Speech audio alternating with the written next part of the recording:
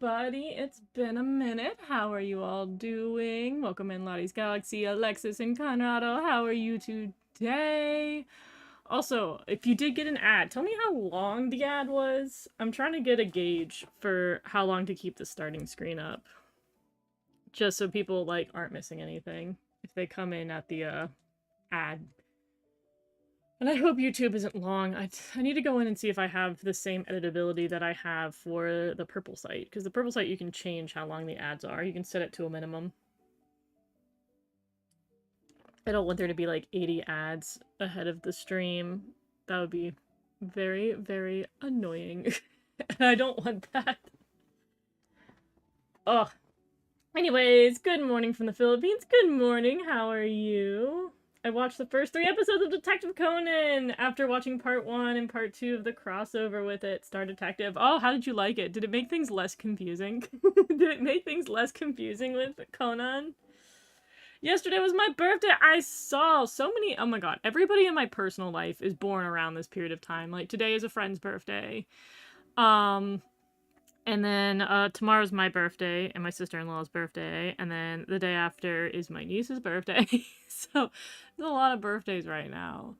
But happy birthday. I hope it was a good one. It was like a 5-second one, good. As long as it's like the skippable ones. As long as it's not like, again, I really hated, there's a period of time, and I don't know if it's still like this because I haven't seen YouTube ads in like a million years, but there was a period of time where the ads were always like horror movie ads, and I was like, oh god, because one of them had like really triggering scenes back when I was younger, and I was like, I like horror movies and I can handle that, but like most people probably don't. Most people don't want to jump scare as a pre-roll ad. I always thought it was really mean. Like, just do like laundry cleaning ads or something. Like, do something less offensive. Oh my goodness. Hello, welcome in, Juju Bear. How are you this morning? I hope you are doing well. Anna's the first pre-cure who got drugged. I think it depends on your definition of drugged, because I guess, like, other cures have been in the hospital. I mean, technically speaking, poor Nodoka went through the ringer. But the joke is still there. It's still solid. My gift was a Poplio plushie! What a great starter. Aw, that's adorable. On Friday, I got my wisdom tooth removed, so I had to eat soft food for a few days. Oh my god, I hope it went better than me. My wisdom tooth experience was such a highway robbery. Like, first and foremost, my brother and my sister both had their wisdom teeth removed before I did, and both of them were, like, really loopy on the medication, and the entire time I went to get my wisdom teeth removed, I was like, I want to be loopy. I want to be silly. And then I got the medication, and we went through the process, and all I did after I got my wisdom teeth removed is I kept telling my mom, I was like, but I'm not loopy. But I'm not loopy. I want to be loopy. Why am I not loopy? I was so distraught about. She's like, you kind of were loopy because you just kept talking about how not loopy you were. But I was like, no, but I remember that. I remember sitting there being really depressed because I wasn't that loopy. The medication didn't affect me very much. And then I had like I don't know, maybe I'm not the person to give this kind of advice, but I followed the doctor's orders to a T, and I think it made things worse. They're like, you need to exercise your jaw, and I think I just made it hurt more because I had like the worst jaw pain out of all of my siblings. My siblings were like, yeah, it kind of stopped hurting after a week. Me, I was like, oh my god, that month was suffering. I couldn't even eat a piece of bread because it hurt too much to chew. But I hope your wisdom teeth goes over smoothly. I think it also just depends on your mouth. I had another friend who, in college, she got her wisdom teeth removed. I went through the hospital and did everything with her. And she, like, was fine after 2 days. She was having really bad pain, though. Like, my wisdom teeth we removed preemptively. We're like, that's gonna hurt eventually. She was, like, old enough that her wisdom teeth did hurt her, and she had to go to the hospital, and she's like, I'm in so much pain! And then she got them removed, and she's like, I'm fine. Crazy. Wisdom teeth are... Certain health things are real silly billy, because you really be dying over the smallest amount of, like, pain. Teeth are a silly one.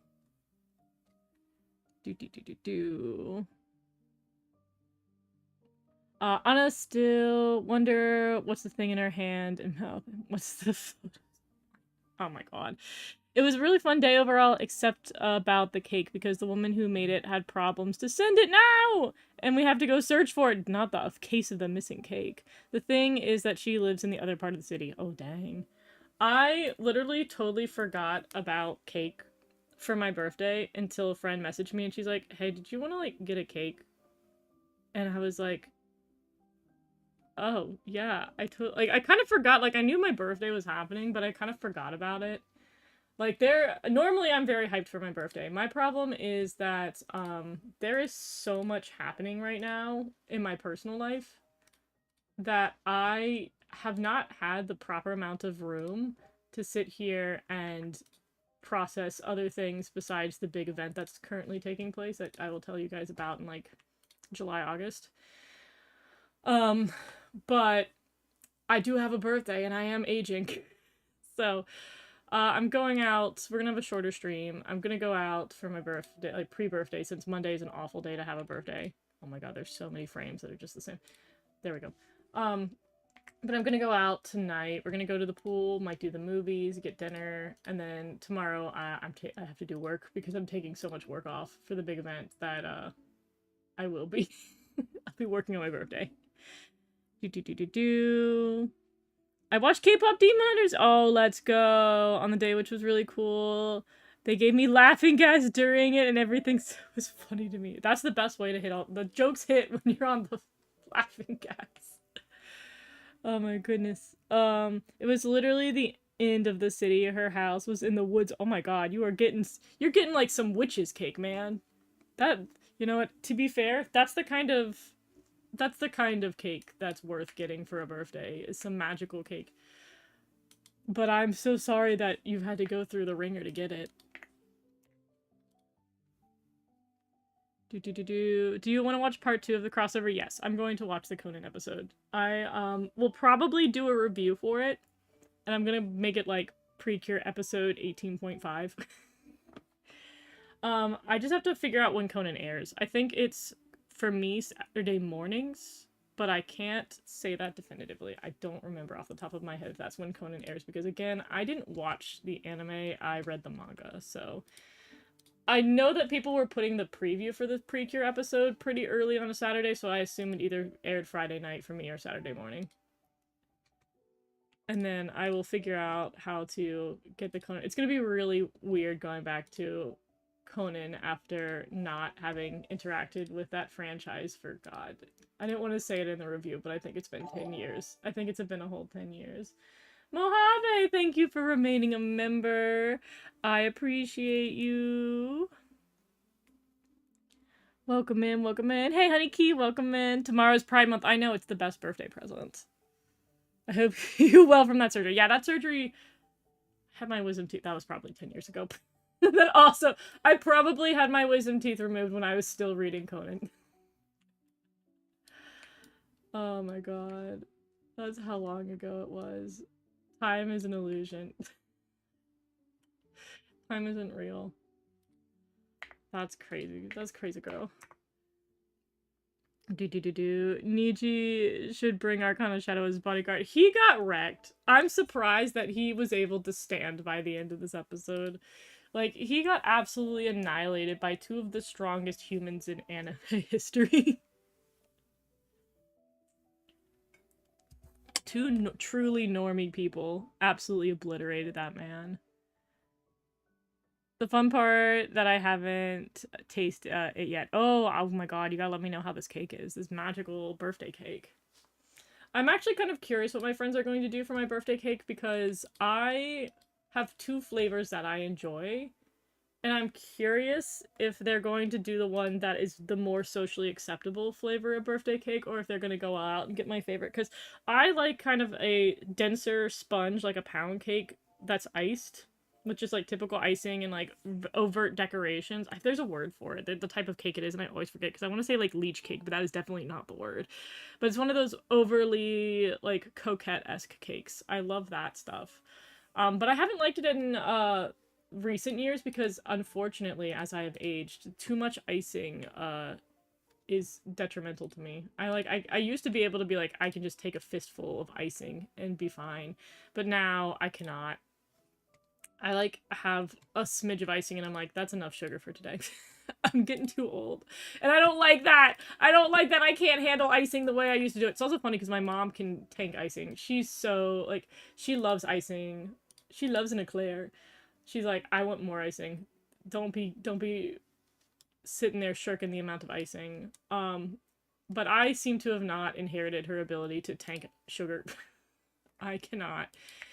So I moved into liking my other thing, which is I love chocolate chip cookie dough ice cream. And so we used to get, which I don't know how they're gonna get it now because the Baskin and Robbins around me closed like a year ago.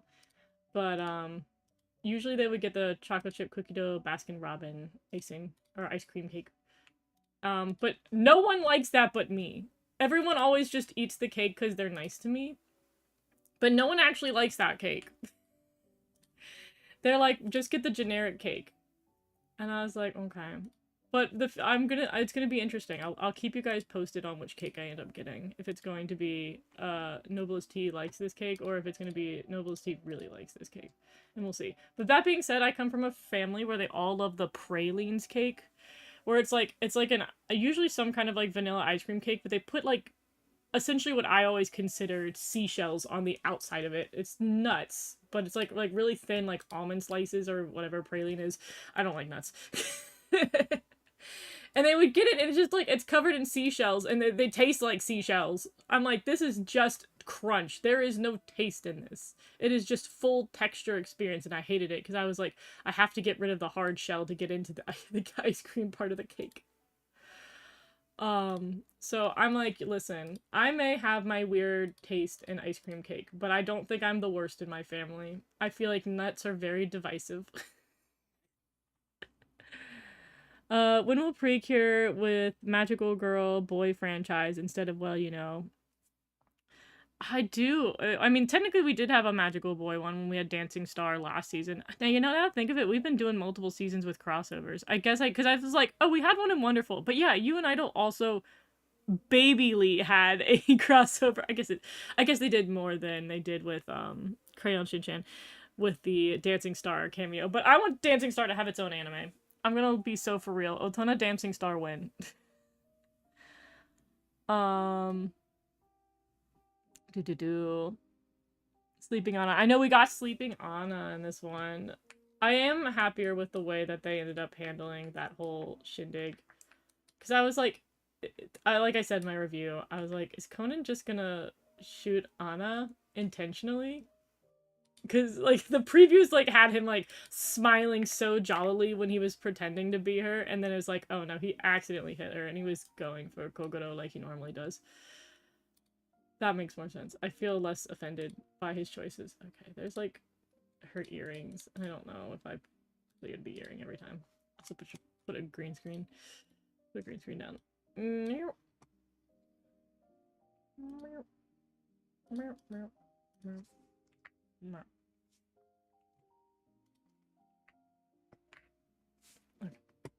What's that problem?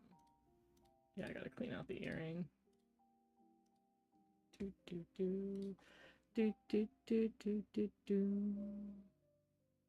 Don't mess with the rat. Yeah, she will absolutely kill you. Like, it's one of the things I was most looking forward to, and I'm glad that they held off on doing that until later in the episode. Because, I'm like, people are just gonna be like, there's just this girl. Whatever, she's there. No. She is not like other girls. Her kicking the crap out of characters in the show is always a little delight. She's, like, she definitely will be the stereotypical damsel in distress in Conan a lot of the time. She gets captured consistently. But I am very appreciative that when the author is kind, she lets it on absolutely kill people. I don't think she's actually got a death count. Well, maybe she does. I think she killed somebody, or she contributed to the death of somebody in one of the movies. But she's pretty dang vicious, I'll tell you that. Welcome in, Holt. How are you today? I still eat icing. Oh my god, you're stronger than I. I wish I still had that. The culprit is the vacant oh my god, what was with that dude? I mean, they, like, wanted to put the little Easter egg there, but it made no sense in the context of the story. Yeah, Dancing Stars, the Pregger's all-boy team. I still remember the wonderful Crayon Shin-Chan collab 2 years ago. Feels like yesterday. I know. Time be flying. Marcos, how are you today? Hope you are doing well. The moment they give Star Detective anime 12 episode is cursed. How's everyone doing? Good. I'm doing good. I hope everybody else in chat is doing well. Conan Real Target is the dot. My god. His parents... His parents are something else, but you have to indulge in the series for a long time before the parents become relevant enough that you can sit there and be like, his parents are terrible parents, but the series will try to tell you that they're not. But I do think it's cute. Conan spoilers for like, God, it's like episode 500 whenever that happened. You come across his parents, because I think they go to England or something, and they run into his parents, and his parents are able to realize that Conan is Shinichi, and I always find that very adorable. I do, like, as much as his parents kind of suck and they very much abandon him and they're not really helping out with the fact that an evil organization is trying to murder him, they at least were able to tell that it was their son immediately. Especially his mom immediately clocked that Conan was Shinichi. But then they're like, we're gonna continue to gallivant the world while an evil organization is trying to murder you. And also, maybe one of the members of the evil organization is like my old school rival. Conan's a weird series. Sign up for more random Conan facts with Novelist D. I will give you random spoilers that make absolutely no sense. That's the other thing, is that I already know some of the stuff that's gonna happen in the Conan episode, and I'm gonna have to explain more stuff for the next one. I'm gonna have to, like, explain the children. Which, to be fair, there's not much to explain with 3 out of the 4 children. But it'll be interesting to sit there and go on my rant about the, like, second party of people he hangs out with in the series. Because it looks like it's going to be a children episode and not a Ren and Kogoro episode. Which is a choice, but I'll explain that when I get to that episode. I really like the new Star Detective episode. I'm glad. I'm glad anybody who didn't understand what was going on enjoyed it. Oh, I will say, I got pretty sentimental because I woke up at like 3 a.m.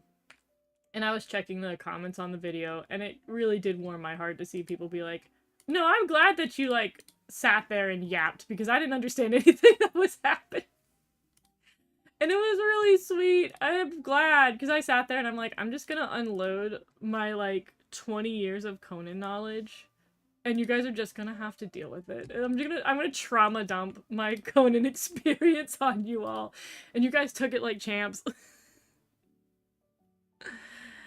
Also, if I did not say hello to you, Ben, welcome in, welcome in. Another person who had a birthday recently. Part of the birthday gang. I'm doing good, thanks. I'm glad.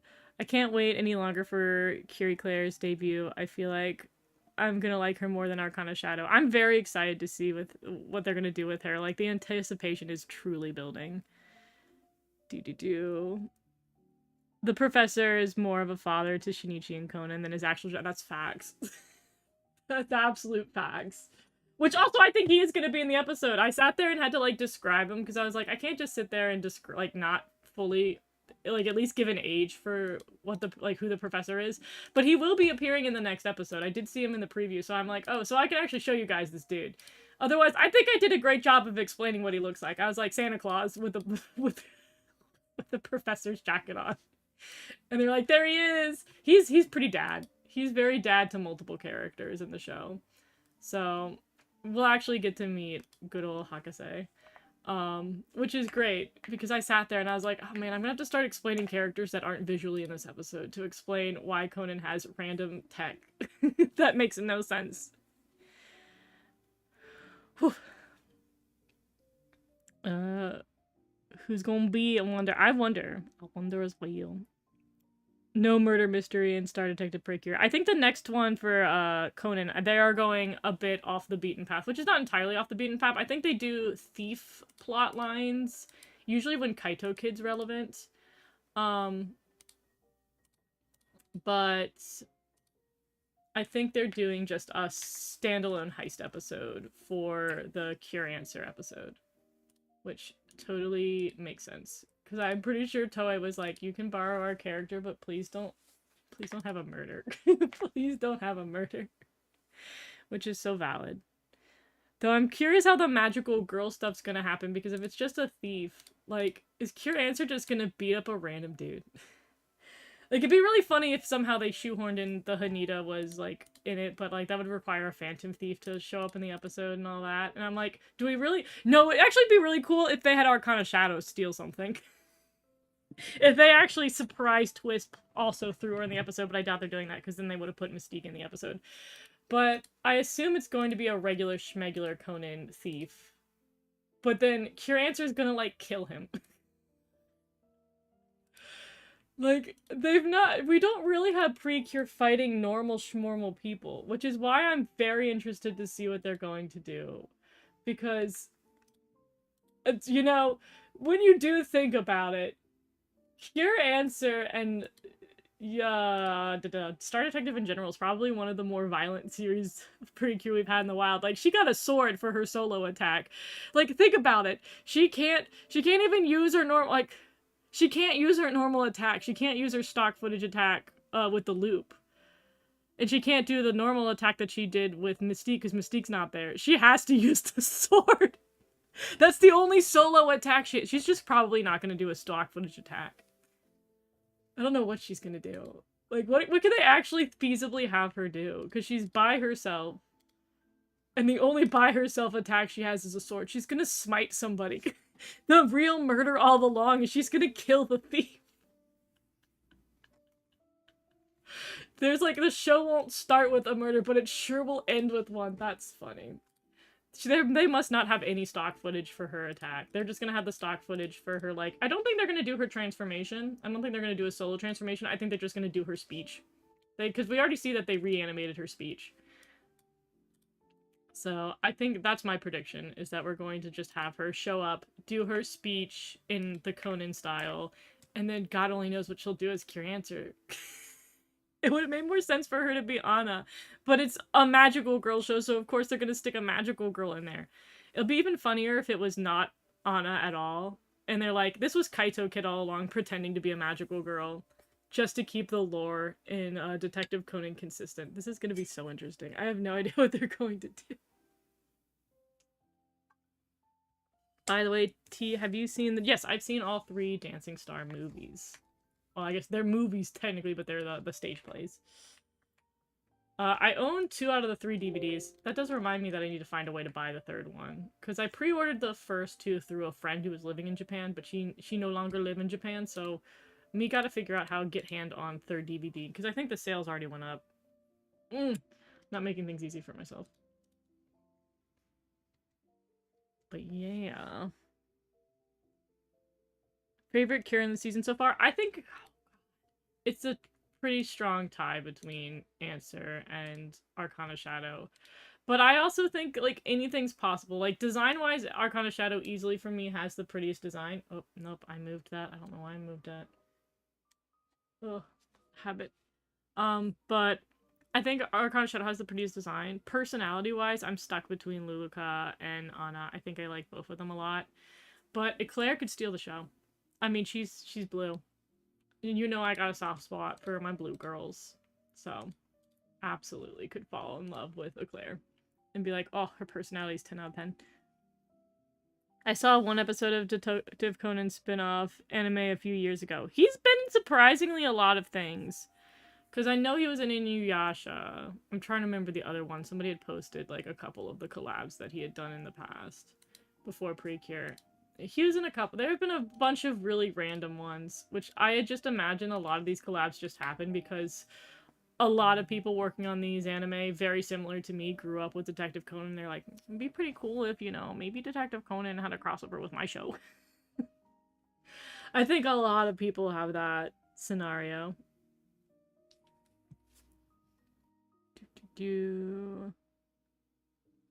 See, also seeing Anna get tranquilized was so funny. It was pretty comical. I liked how they handled it. I thought the whole episode was pretty funny. I was quite satisfied with the crossover episode. I also feel like it had the, like, this is the first time where I feel like the amount of crossover was appropriate.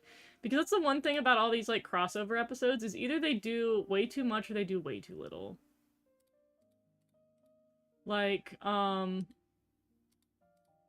I felt like the Hugato ones were too much. I did not like the Hugato crossover episodes, the two-part crossover episode. I didn't mind the Cure Black, Cure White crossover episode, but the one where they had all Precure, but then like had like a weird amount of Precure, then it turned into all Precure. Didn't love that at all. Um, in terms of doing a crossover thing, if we count it, they had the plane. They had the crossover with the airline and Hood Oguru Sky, which was ever. I feel like the one for Wonderful was really short, but I also don't like have strong feelings towards Crayon Shinshan, so that was kind of whatever. I feel like Dancing Star was way too short, and then I feel like this was kind of a perfect amount of crossover, where it felt like the Detective Conan characters did something and were useful and relevant to the story instead of just like showing up in the background. But they didn't take over the story. Like, they were able to beat the crap out of Niji, but obviously our girls finished it off. And then they did the Conan kick at the end, which I thought was really, really nice. I do love that they had that little homage there to still make it a Conan episode, and it worked. It made me happy. Cure Answer might have normal blood on her hands. We gotta be careful. I already pre-ordered Claire's version of the pre-kit mirror loop, which I can't wait for too. Oh, that's true. That's probably up on Tokollectibles. I probably should go ahead and pre-order that before I see what it is. I think I'll like whatever it ends up being. They've been doing so much better with merchandise this season than they've done in the past too, so I think it might not be a terrible idea to pre-order that before it sells out like the Arcana Rod sold out. I know people talk about the lack of green cures, but can we talk about the extreme lack of orange cures? I think that's very valid. I will say, this is one thing that did get me kind of... I'm not going to talk too much about it, but it did annoy me this week. Is that I have plenty of mutuals who have very, like, jovial ways of talking about the, like, lack of colors in Precure, which I've always been a defender of. Like, the whole green cure thing, I'm always team, like, yeah, let the green people, you know, be upset that there's not a lot of green cures. Like, let them have that. What's wrong with that?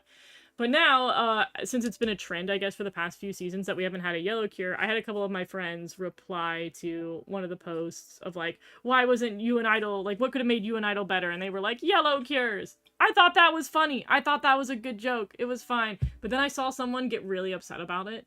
They were like, you guys, like, I know you said we're just joking, which all of the people who were like, yellow cures are the flaw of you and Idol Precure, all were like, this is a joke. This is not serious. All of them were like, they're joking. And this person was like, I know that you guys are saying this as a joke, but this is really offensive. And I was like, oh my god. I'm like, Precure has so little going on in terms of drama that people be making drama up. I was like, people are allowed to sit there. They're like, this person went on a rant about how, like, yellow is not a very popular color in Japan. Like, basically the same rant that people have been saying for why green cure shouldn't exist in Precure. And I'm like, you guys just make stuff up. You all just make stuff up. The colors that get chosen for Precure come down to whatever colors the people working on the show like. And sometimes merch sales. But, it's okay for people to say they want other colors. Sometimes... I hate saying that, like, people are overly sensitive, but this is absolutely a moment where people are being overly sensitive. People are allowed to make jokes. Especially when they're sitting there making it very clear, like, they're being kind and letting you know. They're doing, like, the /J, or they're saying, in parentheses, this is a joke. Like, they're going the extra mile to tell you that it's not for real seriousness, and no one's actually having a real war over this, I swear.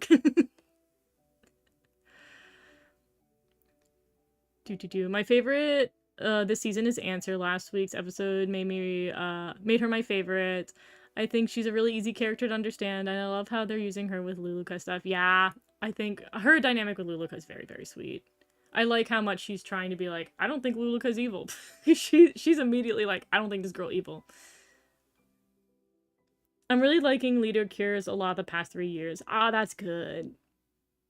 That's good. I think they've been pretty strong. I've been happy with, like, how they've been mixing up the formula. I remember the Hugato crossover episodes back then. Yeah. This is like Goldilocks, it's just right. Exactly. Cure Goldilocks. Soaring Sky shills Peach Airlines. Yeah. Too many J comedians in Precure. Niji truly had a dead back at the end of the episode. He was really fighting for his life. Was it on Twitter? I'm not gonna say for this because I don't want people to hunt down the person who was whining about it, but like, I think it's anywhere on any of the corners of the internet. I've seen people get very sensitive recently in the Precure fandom, and it happens. It always cycles through. I think people were really, really sensitive during Hagato, and then they calm down. And then I think like every couple seasons we get people really, really sensitive to anything that they perceive as negative. And it's just like, I think sometimes we just gotta sit there and be like, hey guys. There's people, like, there's certainly people who will sit there and be like, oh, Precure's a children's show. You're only a baby if you watch the show. Nah, nah, nah, nah, nah. Like, there's people who are always like that. Whatever. I think those people are easy to ignore. But when somebody just, like, sits there and, like, makes a joke about something that's not great about Precure, or they'll sit there and be like, I think the writing should be better in certain departments, people are like, this person's trying to cancel the show. This person is trying to cancel the show because they said the writing is not very good in my baby show, and they have to realize it's a baby show and the writing doesn't have to be good. And I'm like, oh my god. I'm like, people are so allowed to be critical of things. And if you don't like the criticism that somebody's saying, you can just leave. Like, the amount of times that people have had, like, hot takes about Precure and it's not been my cup of tea, I've literally just hit not interested, or I've muted or blocked them, depending on the website. Where it's like, I can just walk away. And I also think sometimes being able to sit there and say, oh, somebody doesn't like this thing, that's valid. If somebody's like, I really don't like Answer, I'm like, that's fine. Okay, sure. You're allowed to not like Answer. I'm not gonna sit there and police whether or not you do or do not like her character. I think that's totally fine. Thank you, Mojave! Thank you for the silver stars. I wish I pre-ordered the Tier Arcana Rod when it was $80 on To Collectibles. I ended up buying them on— No! Oh my god. That's my one thing I do want to caution people, is that when Precure items sell out at the moment of sale, like selling them, they will restock and it will go back to the normal price. But obviously that requires, like, it depends on how, like, fast you want it.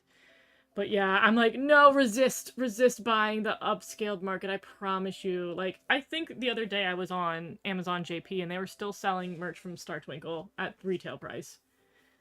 I'm like, I promise you they'll hold on to that merch and they'll restock it and then they'll sell it out. Like, you don't buy the big prices unless you have to. But also, this is a friendly reminder, if you have any desire to pre-order stuff, pre-order now. If you have not gotten your pre-orders and you have the money to do so, pre-order stuff now. Alright, let's see if I can get this one in here, because we did this one pretty fast. Blink. Nope, okay, you're gonna fight me. Photoshop got too many options. Alright, I'm gonna do this one. There we go. I'm gonna do a witch hat gift today. I like the little chompy brush bug. Look at him. Look at my little chompy baby. I may cut out some of the last frames because they're all very repetitive. But I'm gonna do a little chomp. Welcome in, Outlaw. How are you today? Hope you are doing well.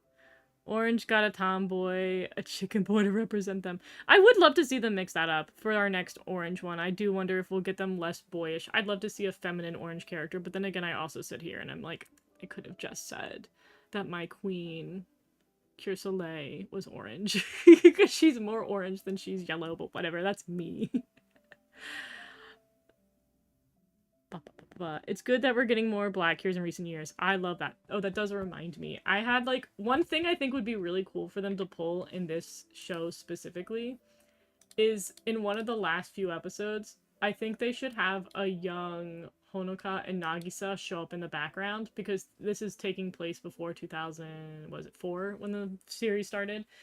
I'd love to see the baby them sit there and, like, witness Precure stuff happening for, like, the final battle or something, and then eventually they will go on to be Cures, but they're not Cures yet. They're still, like, BB Honoka and BB Nagisa, and I feel like having them just have, like, one shot where they're, like, looking and witnessing a Precure battle, that would be a chef's kiss moment for me, since they went back in time. It also would stick them in the same universe. Since Precure doesn't always love to stick everybody in the same universe. But I think it would be really cute in the final battle if there's just a random, like, Nagisa Honoka nod. I think it would be adorable. But I believe those guys are in Tokyo. So we'd have to have, like, the battle be pretty intense. Which they've been a little bit more secretive with the battle stuff. But, like, I'm just saying they could have a epic battle.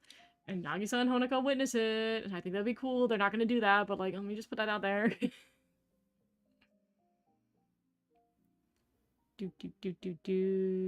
I wasn't asking the name, I was just asking. I know. I rather not have people have a place where they can figure out where it is. But no worries, no worries. The Hakuto hatred during the anime awards was crazy. I'm glad Hakuto won that time. It did deserve that. I've been meaning to watch Witch Hat. I've heard good things. Witch Hat's so good! Dude, I've only done like 2 other reviews outside of Precure. But I think both of them are gold. I would say both Witch Hat Atelier, which I knew Witch Hat Atelier was going to be really good. Because I read the manga ahead of time. Witch Hat was always going to be a good anime, but I'm really happy that My Abashi Witches also ended up being good. But both of those two, I'm gonna sit here and say it, I think people should watch both of them. They're really good. And honestly, tomorrow is, in my mind, maybe not literally, but in my mind, figuratively speaking, it's the first day of summer. And, My Abashi Witches is a summer magical girl anime, kind of, mostly, and you guys should watch it. But also, Witch Hat is so good. Witch Hat is just like, if you're somebody who liked Frieren, but you're like, God, I wish there was like more of a kind of more feminine and more inclusive version of like Frieren, but also is a little bit more witchy. Witch Hat Atelier. Or if you like Owl House or Avatar The Last Airbender, you'll like Witch Hat Atelier. Everybody will like Witch Hat Atelier. I'll find a way to tell you that you're gonna love this show. So good. And it doesn't do things that are annoying. I love this show.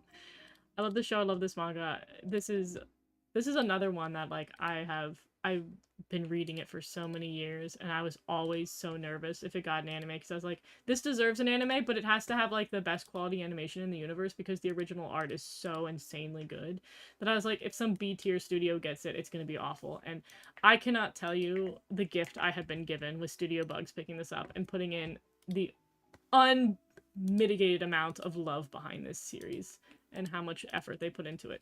That being said, I think there's like almost 100 chapters for Witch Hat Atelier, and I think they're getting through like the first 4 volumes, which I don't remember what chapter. It's like in the 20s. I think they're gonna get through the first 20 chapters for 12 episodes. So to catch up to 100, there's gonna be like at least 4 more seasons just to catch up where we are. It'll probably be a total of like 5 or 6 seasons, or they're gonna do the movie thing that they've been doing with a lot of other series. But production, they said, took 3 years to start this show. I assume production will be a little less long with a lot of the like foundational stuff done, but I still think it's gonna take like a minimum of 2 years to cook out another season, which I'm fine. You know what? This series has been out for over 10 years. Taking 10 years for each of the seasons is fine with me. I love this show to bits. I love the series. Shirahama Sensei's so good. Anyways, that's enough Witch Hat rant.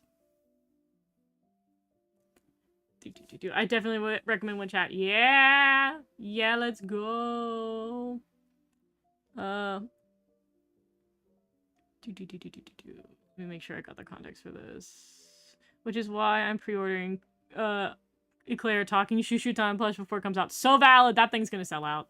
I think Shushutan's gonna be another one that really sells out a lot. I mean, Shushutan probably has one of my favorite fairy designs I've ever seen, and I'm, like, very impatiently waiting for her to show up in the show. I saw a theory that Usu Noir is future Anna. Oh my god, they're doing a Kamen Rider thing about Bob. That would be so funny. But I just feel like Anna's not as stupid as him. But that would be cool. It would be cool if Usu Noir was some kind of Anna character. But, like, anti-Anna. Timeline-wise, Star Detective is a prequel to the OG Precure. Exactly. Some Precure movies were set in Yokohama. This is true. It's good. That's a strong point. We need more My Abashi Witches. Yes! My Abashi Witches. Everybody watch it. I've been watching Witch Hat Atelier, not watched last week's episode. That's fine. I feel like that's the other thing about this. In the same way that I recommend Frieren be watched, binging it instead of watching it episodically. I think you can definitely, for a lot of episodes in Witch Hat, wait a bit and, like, stay a little bit behind because so many episodes bleed into the next one. And a lot of them are, like, 2-parters. Like, this episode is basically a preamble for what happens next episode. It's not as much a two-parter as like episodes 3 and 4 were. I take it back. Episodes 5 and 3, 4 and 5 were a two-parter because they had episode 1, 2, and then 3. But yes, there's certain ones where there's just arcs. They're multi-part arcs that are happening. And so I would say that, like, if you don't like waiting or you don't want to read the manga, you can just wait until all 12 episodes are out and then binge it. And I think it's a good binge. It also might be a good binge in October because it's so witchy. Like, if you're somebody who loves watching things seasonally and you're like, I really want to savor, like, make the most out of Witch Hat Atelier, wait until it finishes the 12 episode run and then watch it in October. I'll probably remind people to watch it in October. I'll probably rewatch it in October because I just love this show a lot. And I've been so happy with how pretty it is.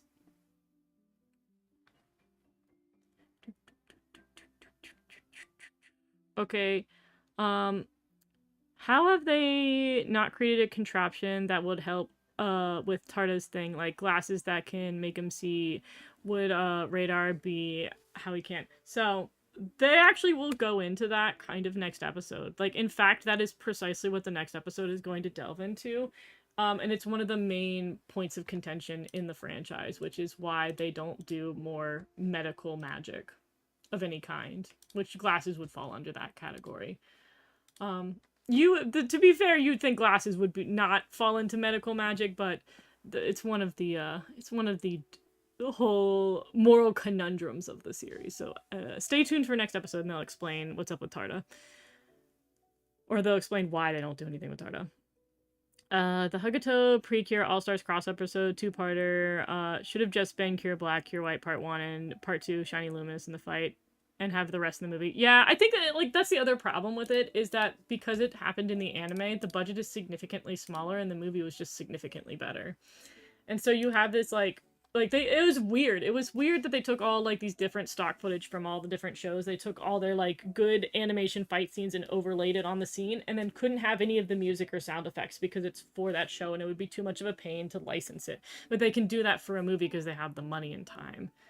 So, there's so much about the crossover that I feel like, it had a lot of problems, in my opinion. I feel like it was kind of a waste of time. But I get that for a lot of people, at the end of the day, a cameo is a cameo, and I think it meant a lot to people. So I'm not gonna, like, fully knock on anybody who does sit there and they're like, I loved it. I really love the crossover episodes. I think that's fine. I think that was, like, those kind of scenes were made for you.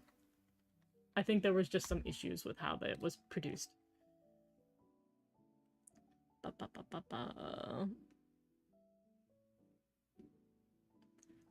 All these anime arcs being adapted into movie really annoys me. I honestly, accessibility-wise, it kind of annoys me too.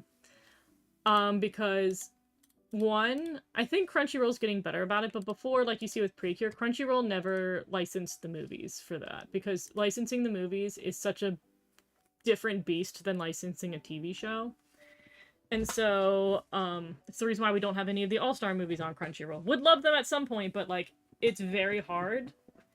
And there's a lot of more complex licensing with movies.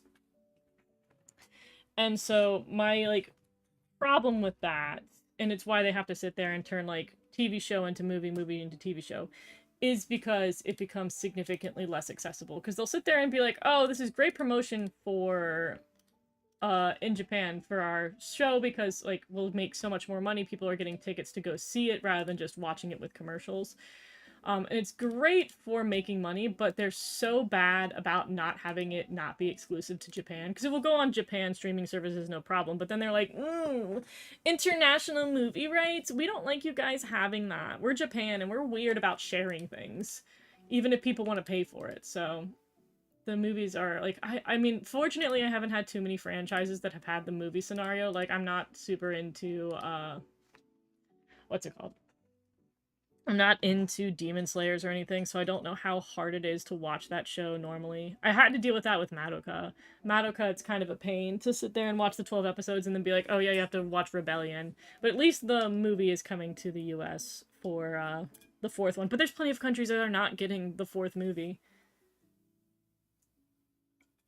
And it will be like a year before they can see the continuation of it, and I feel bad. I feel like the accessibility stuff is annoying. But it, like, again, I don't think the studio should not do movies, But I do think that um Japan needs to fix their copyright system and make it easier to like make that accessible. Again, not just to the US. The US will get stuff. Even if it's at a slight delay, we'll get stuff. I really mean it for like smaller countries that are sitting here like I'm some random country in Europe and I really want to have access to this, but Japan like doesn't care that we exist. And I feel so bad.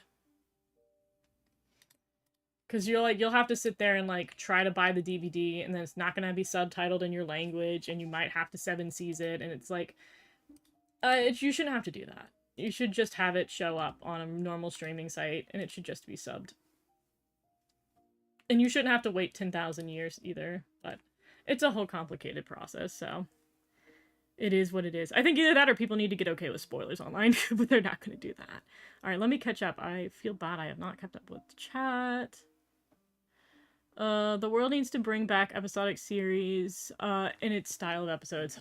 I feel like it's less likely to do that because of streaming services, but I do think that there are going to, like, there would be some fun things where we could just go back to having series that are just meant to be vibes. It's one of the reasons why I like something like, Eurocamp, where there's a series that just kind of embraces being like, we'll do whatever, maybe we'll have multiple arc episodes, but, like, let's just have fun, let's have vibes. Let's just be happy. I do think there needs to be more vibe shows. More, like, not quite a sitcom, but just, like, chill shows that are episodic. But I also love my lore episodes, so I'm not super duper upset that streaming services have allowed there to be more stories, because I feel like as a kid I only grew up with episodic stuff.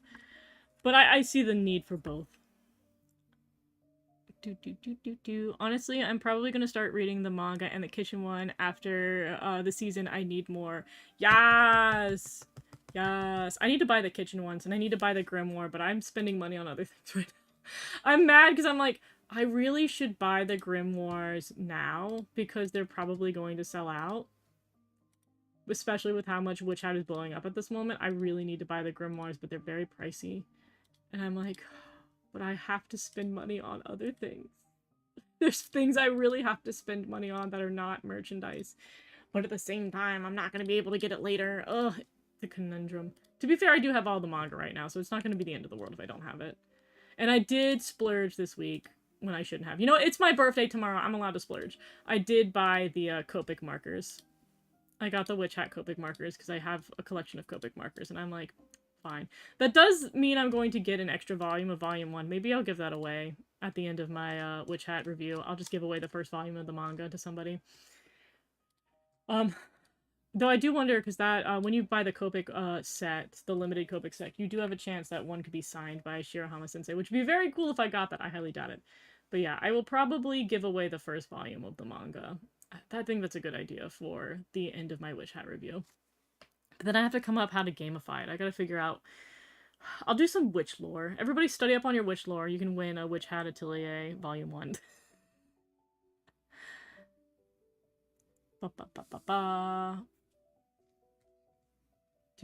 Let me see if I can catch up.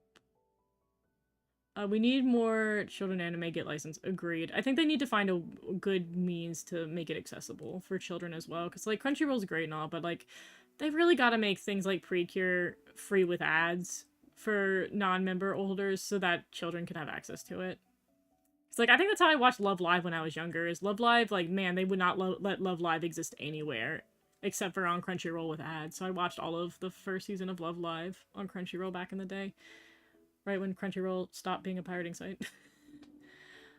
Contraptions don't fall under body altering. How could they possibly? It's a really blurred line, because we saw that with the medicine bottle, where it's forbidden magic to have the sigil that sits in one medicine bottle to the other, even though that has nothing to do with body altering. That fell into forbidden magic because it remotely has to do with healing. And so that's a very divisive conversation in the manga of like, why can't we do some of this stuff if it isn't body altering? And they're like, well, it counts as healing. So they're going to get some... We can fight the Knights of Morales on that, and we can fight the government. That might be something that happens. Do you own any of the Precure life-size scrolls? No, I don't own any, I think, at this point. I think I had them in before. I don't own any of the Precure life-size scrolls. I did see them when I stayed at the Precure Hotel in Ikonotara, or Ikonotaira. We had all of the life-size scrolls for the, I went during Hidogaru Sky, and I have video footage of that. I don't think I've ever posted it anywhere. I should have gotten more video footage when I was there, but I think I got really tired because that was the end of our vacation. But that is the answer to that question. I went Precure group shot with 2 finale as a glitch. Which of the 2 orange cures do you like the most? Cure Sunny or Cure Wing? I think I like Cure Wing personally, but that's because I thought his story was really, really passionate, and Cure Sunny was just kind of another tomboy, and, like, she wasn't meant to be as, like, special as Cure Wing ended up being, because he was, like, he's this huge marker in the franchise of being the first mainline male Cure. So, it's kind of hard to compare them, just because the 2 characters are intended to do entirely different things. Like, I don't have any problems with Cure Sunny. Felt with the movies. There's the new Shiba Yugi arc coming out, and I don't trust it to get a sub. Yeah. I guess it's because regular magnifying glass and images perspective to make up the eye's ability to do it on its own, but you can't really allow him to see color without affecting the eye itself. See, that's the interesting thing, because that's a conundrum in modern day. My dad is colorblind, but we have tried that pair of glasses, which I don't actually know what that's doing. Where he can see colors that he didn't previously see with that pair of glasses, which I think that the implication there, I'm getting way too philosophical here, is that people who are colorblind or, like, slightly colorblind in reality do have I don't know what the actual terminology is, but I'm gonna say color receptors in their eyes, but they're just really weak. And so with the glasses, I think that magnifies their ability to see color, and somebody like Tarda is genuinely, because of his affliction, has no ability to see color whatsoever and no potential. So you would have to genuinely change the physical eye. No one knows what I'm talking about, but I threw it out there. For the Precure movies, you have to sail the 7 seas, yeah. I felt really bad. Somebody on the Reddit recently was like, where can I watch All Stars 3? And, like, on the Reddit, obviously there's a lot of rules that are like, don't talk about 7 seas. And people were like, good luck, girl. And she was like, wait, where do I watch it? And we're all like, I felt really bad. I was like, she doesn't know. She doesn't know, and we can't tell her. Oh my god. Also, if you import it and learn Japanese, yeah. I mean, I own a good amount. Like, I ended up going to a department store when I was in Japan, and a lot of the department stores, oddly enough, have secondhand stores. And I got so many All-Star DVDs that were on sale there. I don't remember which ones I have. I think I have 2, 3, New Stage 2, Dream Stars. I think those are the ones I have at the moment. Because the DVDs, when they sold them, are very expensive, which, to be fair, they need the money. Kind of. But secondhand, the DVDs are like $4, and so I just grabbed whatever they had in stock. So I have a couple of the All-Stars movies on hand. And then again, I have I definitely got the Dancing Star stuff, because that stuff's going to be really irritating to get in future years. It's probably irritating now to get All-Stars 3, or Dancing Star 3. But I gotta do it. I read the Demon Slayer manga. While in the end I didn't like it, it's really annoying that they're making 3 movies for the final arc. Yeah. I feel like the movie strat is great for them financially, but it's very annoying for a fan. I mean, I even, again, bring back up Madoka as an example. Trying to explain to people how to watch Madoka is very annoying. Because people are like, I don't understand what I'm supposed to watch. There's 12 episodes, but there's 3 movies, and there's a 4th movie on the way. And people are like, well, the 12 episodes are the 2 movies, and then the 3rd one's a unique one. And people are like, what does that mean? Because nothing does that but anime. Anime is such a different ballgame when it comes to movies. Oh god, I have to dig deep here. What if the JJBA girl, which one is that? Which show is that? That's not Jujutsu Kaisen. What is JJBA? Oh, what does that stand for? It was made in the late 80s with filler episodes. I wish I knew. I wish I knew the context of this story. I wish I knew. Vibe shows you say, if I remember correctly, the proper term is Ishiyashike. I read that wrong. Iyashike. one that is my favorite of all time is Arya the animation. Dude, Arya is such a blast from the past. I had one mutual who's so obsessed with Arya. I remember that anime being really pretty. The only anime movies that get worldwide releases are, yeah, the super big shonen franchises. But to be fair, those are also some of the only ones that get movies. I do wonder for people I have not kept up with, I've just read the manga and the novels for it. For Apothecary Diaries, I think they're also doing a movie thing. Does anybody know? Um, does anybody know if that's coming internationally at all? How that movie's happening? A girl's gotta know. Happy impending birthday. Thank you. That's the best way to say that. That's the best way to say that. Oh, I didn't know tomorrow was your birthday. Happy birthday. Thank you. Thank you, thank you, thank you. Hope you get the signed copy of the first volume to display purposes and bragging rights, right? But I also, like, I'm buying it so late into the game that I don't know if they've already sent out all the signed copies and they're just holding on to the non-signed copies, and I'm just gonna get the non-signed. We'll see. Crunchyroll was a pirated site? Yes. Crunchyroll originally was a pirated site that eventually became an official site, which is really funny because people always make fun of Crunchyroll not remembering its origins. But yeah, Crunchyroll was originally a pirating site back in the day. Crunchyroll should add a kids block. Yeah, I feel like, honestly, I don't know, maybe they should just do Crunchyroll Kids and have it be accessible, but that would mean Crunchyroll has to make good business decisions. And I don't know if they're capable of that. Alright, let's see what else I have on my docket for gifts I could do. Let's see who else is here. So have you guys looking at the chompers the entire time. I have this. Which one is this? Oh. I think I can crop this one. Make my life easier. I don't think our hair goes back any farther than that. How many frames is this bad boy? I don't think I have to do the whole map. You know, we'll do what we do. Let me check what time it is. Okay, yeah, I got about an hour. About an hour more to hang out with everybody.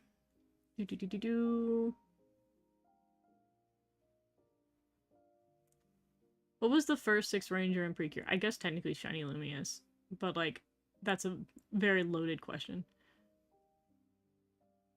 Now is a better tomboy cure since she's older sister and has many siblings. I do think it's interesting that they had 2 tomboys in one season.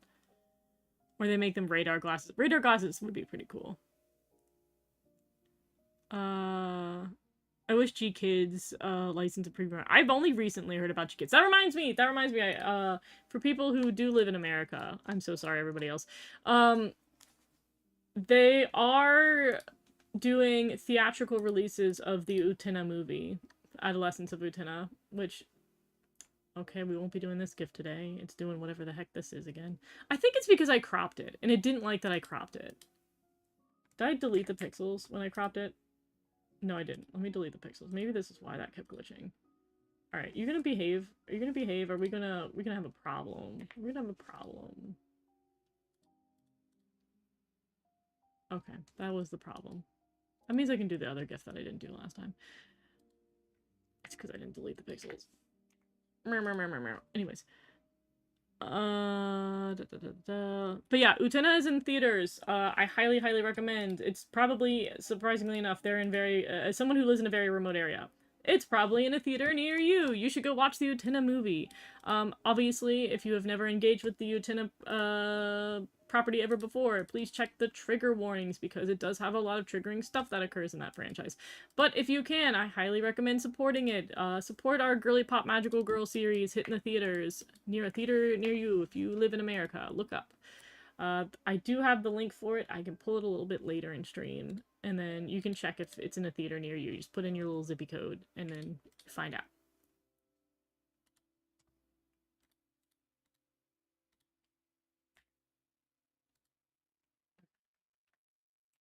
I'm very confused as to why it doesn't want to copy over properly, so I'm just going to redo it. Ooh.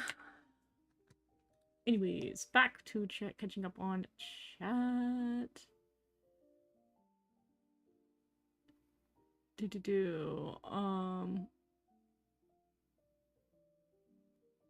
When will Crunchyroll have a kids section on their site like Netflix? I really think they should. I think Crunchyroll doesn't have as much money as something like Netflix, but I do think that they should really... if they're going to sit there and license kid shows and want those kid shows to do well, I do think they actually should have a accessible kids section. Besides, it's good marketing. You get the kids in young, and then when they're adults, they can pay for the site. Like, if we're gonna be businessmen about it, let's be businessmen. I watched a Demon Slayer movie 1 year ago, with my younger brother. I have not liked shonen much anymore since I was in high school, but I like the movie. I'm glad. Oh, it's JoJo's Bizarre Adventure. That's true. That is what that stands for. Too much manga privilege. Isn't the Apothecary's Diaries Netflix licensed? It might be. I don't remember what's on. I think it's on both Crunchyroll, but if Netflix got the movie rights, and they're like the only streaming service that seems to be able to tackle international licensing better than other places, and tends to have more universal releases for stuff properly.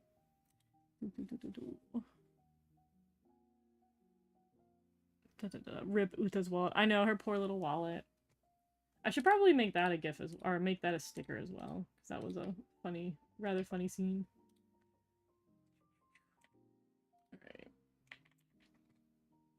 Get me on the right layer. There we go.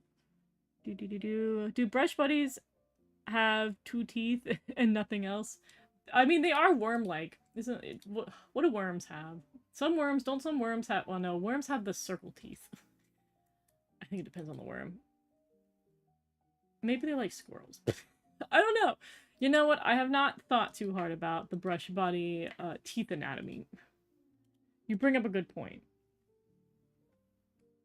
Favorite green cure? Ooh.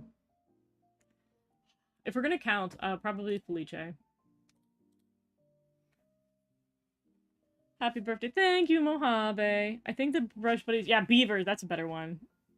2 long teeth in the front and the rest are normal. Yeah. I feel like that makes more sense.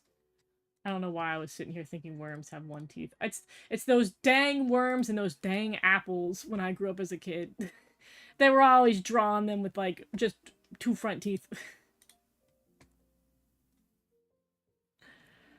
Speaking of G-Kids, I got a 2-pack Blu-ray of Castle in the Sky and Kiki's Delivery Service. Ooh, good grab. We love our little Ghibli up in here.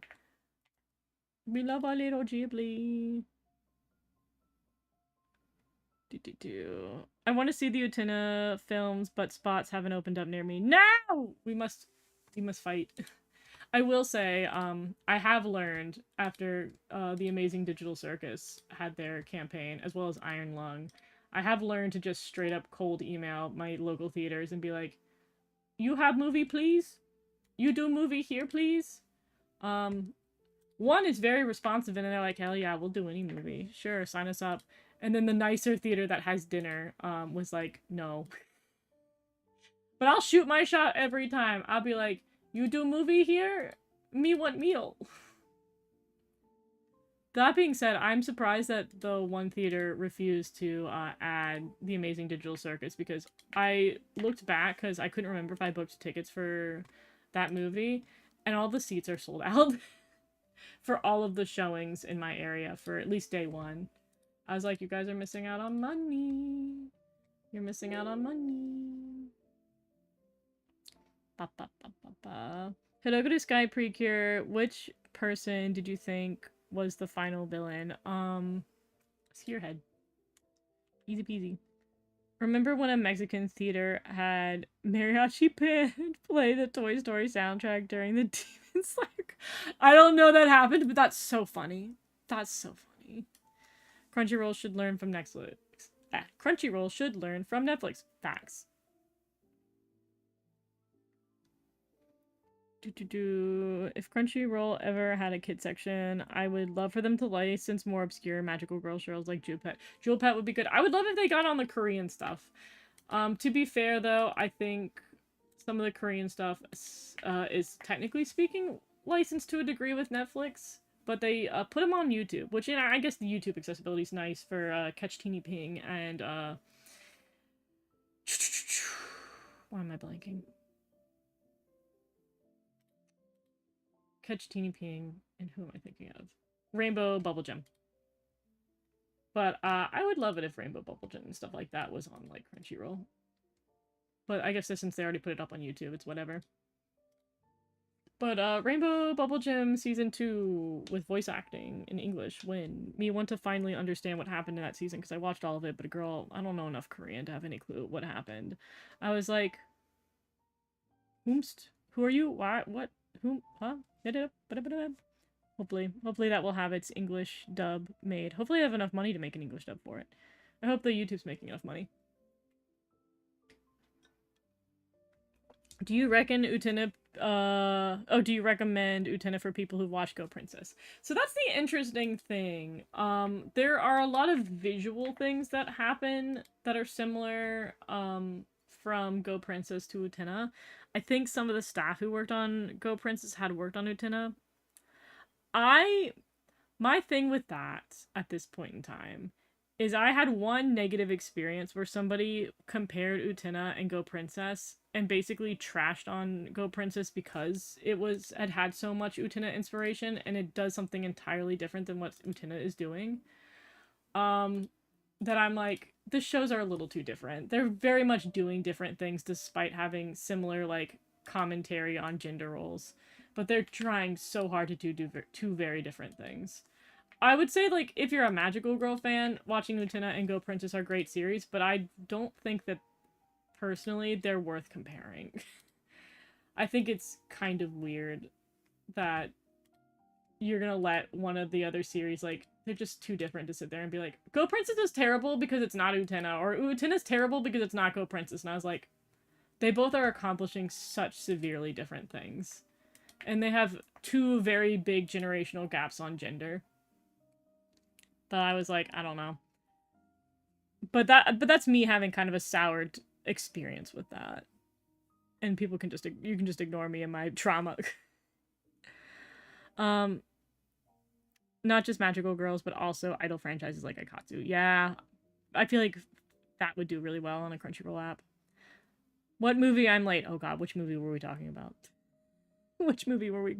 We were discussing movies in general and anime adaptations having movies, but I think I was also talking about trying to get your local theaters to play movies when they're available, which started with the conversation of like there's all these smaller people having theatrical releases for stuff, like Markiplier having Iron Lung and Glitch/Goofworks having The Amazing Digital Circus, and trying to support that kind of stuff.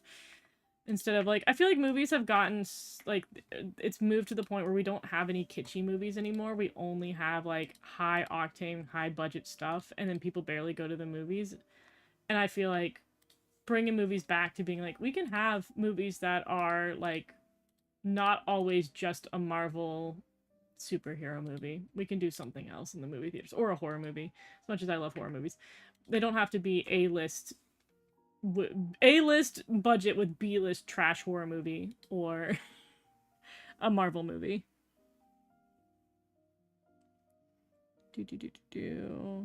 I was about to watch Digital Circus in theaters, but I had my wisdom teeth removed, so I probably won't watch in theaters.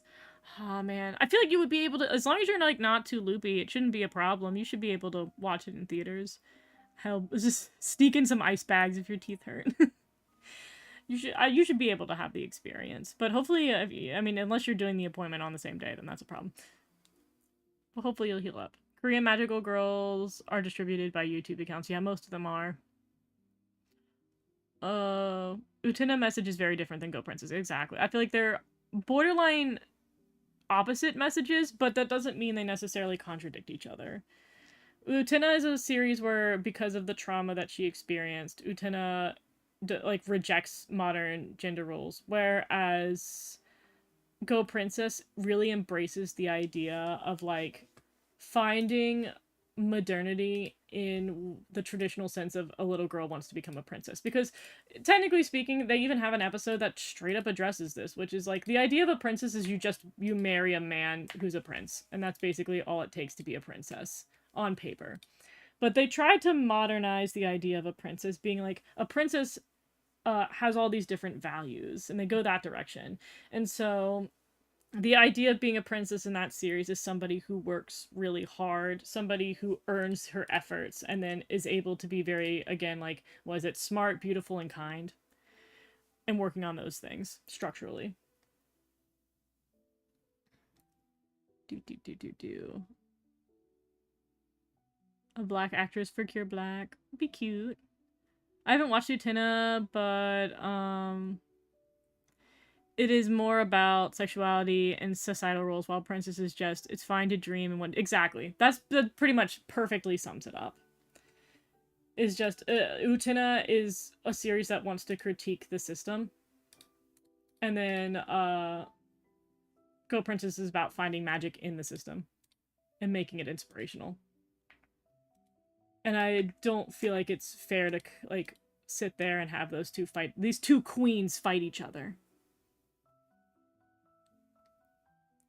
I want to watch Rainbow Bubble Gem with the original Korean dub English subs, but only like the first few episodes are subbed on YouTube. There are places you can find that. It is hard though. It's definitely one of those shows that does not get as much love as others in terms of that. I would love Aikatsu to be on Crunchyroll one day. I'm glad Prepara and other pretty series are on Crunchyroll. Gotta get them all. We gotta get all the girls. Learn how low budget horror movies. Yeah, geez, you learn from them. Exactly. I feel like so much of the mainstream horror movies have gotten just, they've been bad for a while, but I feel like now that we finally have these like basically YouTubers who adore everything about horror and then proceed to really study hard about film and cinematography, coming in here and showcasing that like you can't just sit on your laurels and make a really bad horror movie anymore. You do have to actually put effort into it, and this is what happens when you get people who actually love the medium. If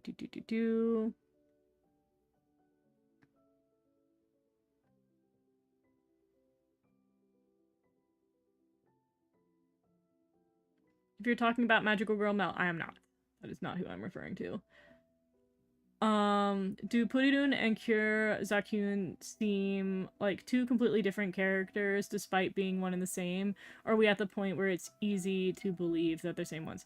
I think I've had to make peace with the fact that they are the same character, but I think I had the same problem with Miraculous and, Miraculous with Cat Noir and Adrian, because I feel like those two, like, the person he becomes when he transforms is so drastically different than who he is normally, and the series has been working really hard to kind of bridge the gap between those two personalities. But I feel like they could do better. That's how I feel about Puridun, is that they intentionally made a gap in the personality, but I don't necessarily think the bridging is as good as it could be. But Puridun's not as bad, and I just kind of accepted that that's going to be as good as the writing's going to get for that show, TBH. I'm back. Welcome back, Marcos. I hope you had a good lunch.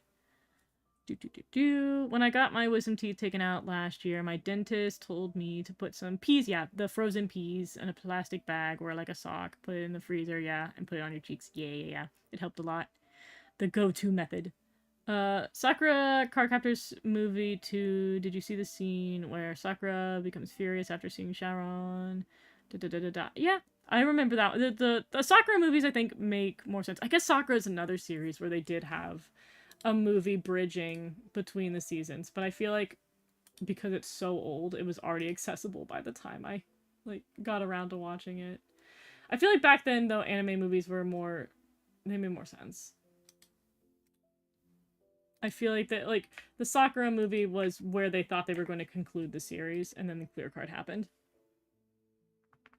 Go Princess is a disgrace that a filthy commoner is a princess. God.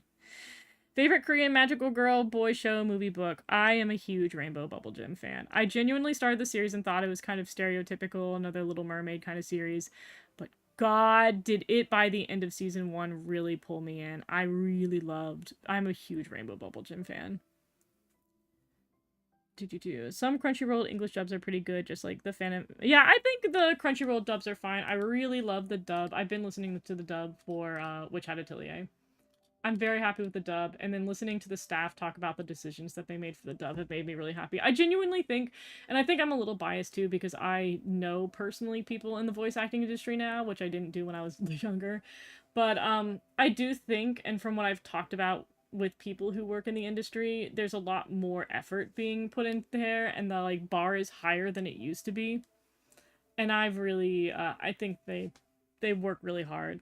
And I think they don't make decisions lightly. Like, back in the day, I feel like, not to downput too much of the way that voice acting used to happen, but directors didn't have a lot of respect for anime as a medium. There was, unfortunately, a level of, like, racism that came in with voice acting and doing Japanese stuff, where they're like, oh, this is some, like, cheap Japanese stuff that we got our hands on that we can make a quick buck on, so let's put in, like, low amounts of effort. And that's just, they kind of always treated anime like it was some kind of B tier whatever stuff that they would do. And it wasn't until later down the line that people actually realized that, hey, just because something is foreign does not mean it's not as good and that we should put less effort. And so they did increase the amount of effort that they've had. And I won't say everybody in the industry back in the day was this way, but you definitely listen to interviews with, like, casting directors for some old series, and you really see that they just didn't care, or that they were very fine with, like, completely rewriting the series when it didn't need to get rewritten.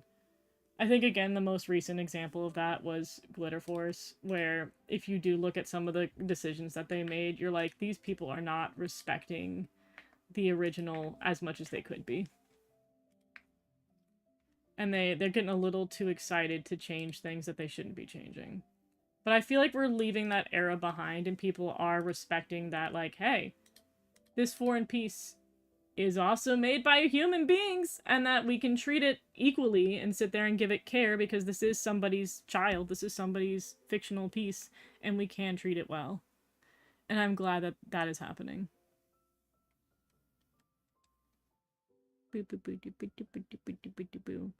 The thing is that there are a lot of 80s and 90s horror movies that are barely scary and more of an excuse for teenagers to be horny at the cinema. Yeah, I cannot say that I'm a big fan of a lot of that, admittedly. Thomas, oh god, if I start talking about Miraculous and Thomas, he has been a menace this, like, whole month. It gets harder and harder to have an excuse for that guy. Where he needs to leave social media. If I rant about that, we will be here longer than I ranted about Conan. Putidun is cute despite being taller than Team. I don't mind her being taller. I do think her being taller is pretty cute. Do you watch Witch Hat subbed or dubbed? I watch it dubbed first, and then I will watch it subbed later. Hopping off for now. Have a nice rest of the stream. Thank you for dropping by. I hope you have a good Sunday. Some of the dubs are lost media because they were censored. Yeah. Definitely true there. Out of context, my apologies, but I'm writing prehistoric animals from Brazil. Ooh! And I managed to write 4 so far. I'm really happy with the project with my artist. That's so exciting! That's awesome. Have you heard of Cardcaptors? Yes, I watched that as a child. That was the only thing I had. I don't know if I've talked about it before, but Cardcaptor Sakura was my first magical girl series. Sailor Moon was second. I did see Cardcaptors first. I didn't remember it as well as I remember Sailor Moon. Like, my memories, because I watched these when I was little, and I definitely watched the earlier seasons of stuff, but my most distinct memories are towards the end of Cardcaptors, and then I very distinctly, like, the only Sailor Moon episode that I have hard memories of is, like, one of the first ones that I can remember is way down the line. I think it's Sailor Moon Supers, where, there's some author who's trying to write a, like, Pegasus story, and is, like, having a hard time. She's having writer's block, and then, like, Chibi Moon's there, and Helios shows up for, like, a half a second, and she's like, oh my god, a Pegasus, I'm inspired, I can write my story. I don't know why that's one of the only Sailor Moon episodes from my childhood that I vividly remember where I was sitting and watching that. But that's so far down the line, because that's in Sailor Moon Supers, and I know I was watching Sailor Moon earlier than that, but, like, again, Sailor Moon came out, like, when I was born. So, my memory of the earlier seasons from when I was little are barely there. I just knew of Sailor Moon, and I knew stuff that happened, but I don't have as many distinct memories. Sailor Moon Supers, I think I have the most memories of, from when I was teeny beanie. What Precure season is this? That's Kira. I know Gatchaman more than Battle of the Planet of Apes because it's more accurate dub. Fair enough. Reminds me, why doesn't Conan trank Niji before he gets... Because that would make too much sense. That would mean that Conan uses his brain, and he doesn't. He uses his brain to explain chemicals to children rather than tranking the bad guy.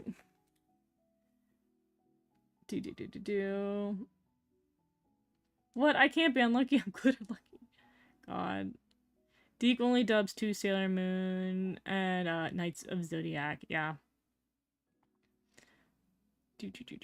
Brazilian dubs of anime have been going on for a very long time for sure. Ah. Kind of surprised that Hanano Kolunlun, and if you count as a magical girl, Princess Knight, had English dubs, but others from the 60s and 70s do not. Yeah, it's interesting which ones get picked, but shout out to both of those getting remakes soon. I'm pretty excited for the new, what do they call it, Ribbon Hero? I think that's going to be a Netflix movie in August. I'm pretty excited about that. It looks really cool. I kind of like the drastic reimagining. Apparently Japan did not like the drastic reimagining, but I'm pretty excited about it. I heard more than once that Brazilian anime dubbing was a big reference because they really did put effort in dubbing. I've heard that. Leo's mentioned that the Brazilian dubs can be stronger. And I would not be surprised.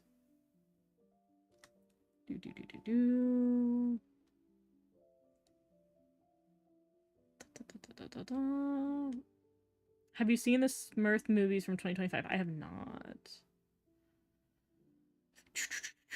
I finished both Glitter Force and Glitter Force Doki Doki like 9 years ago and IDKY. That's fine. I want to make it clear I have nothing against people who watch Glitter Force. I think it's a fantastic entry to the franchise. It got so many of the younger generation on board with Precure, which I think is fantastic. I have no problem with fans of Glitter Force, other than the time where they're like, Glitter Force came first, and I was like, factually, you're incorrect, but you can learn. Intelligence can come. I get, the child reaction of being like, the thing I saw first must be first. I understand that mistake happens.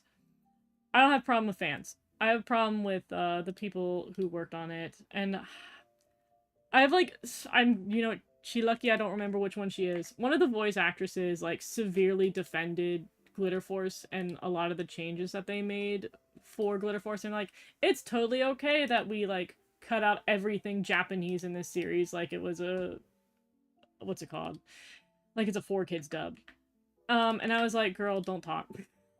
I was like, listen, it's okay to be employed for a project and that project not be perfect. We don't have to defend every single thing we participated in that we need to, put money on, get money to pay for that bread. We don't have to defend every single decision. Sometimes you have to look back and say, I worked on something, girl, it could have been better. But, I worked on it, so it's probably better that I don't speak ill of it. But I also don't have to speak in defense of it. No one's paying you to do that. Unless they are. Then that's a different story. I got into Precure when I found the League of Legends character dance reference. That's a fun way to... that's a fun way to get into the franchise. That's kind of awesome.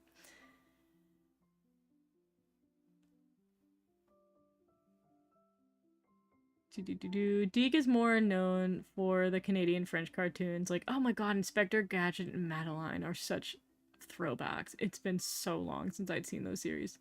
I've never seen Conan, but I might watch the crossover episode. I just want to see Anna get tranquilized by trying to solve a murder case. Or traumatized by solving a murder case. That'll be interesting. Again, I think that one's supposed to be just a thievery thing. I think something's gonna get stolen, and then she's, for some reason, there as Cure Answer, and Conan's gonna be like, magical girls don't exist! I think that's basically all we know about that episode thus far. We did joke earlier, though, that the only attack she has is the sword solo. So she will probably, if she attempts to attack anybody, she will probably kill the culprit. That's the real murder.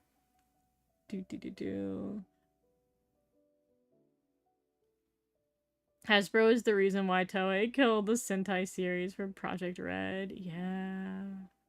Intelligence must come. Listen, it's a very natural child reaction to be defensive. But eventually you get older and you get intelligence and you stop doing that. You must learn eventually. I hope it wasn't Debbie Derryberry. I don't know if I read that wrong. She's a sweetheart from what I've seen. I don't remember which one it is. I think it was from the first one, because I think this was before Doki Doki came out. It was somebody on Twitter. one of the voice actresses on Twitter was talking about it, but they had a Twitter name and not a voice actress name, so I don't remember who it was. And no, that's fine.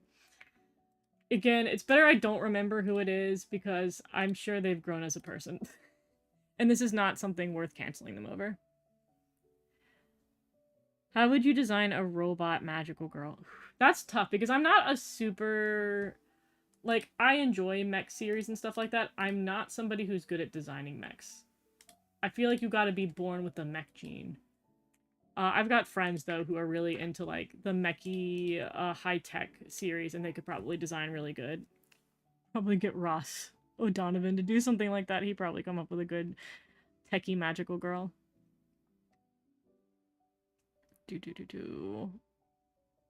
I watched the Futariwa Ocean dub on YouTube in 2011, 2012, and was wondering why it never came to the US Cartoon Network or Nickelodeon. Unfortunately, it's probably because those networks didn't want to pick it up.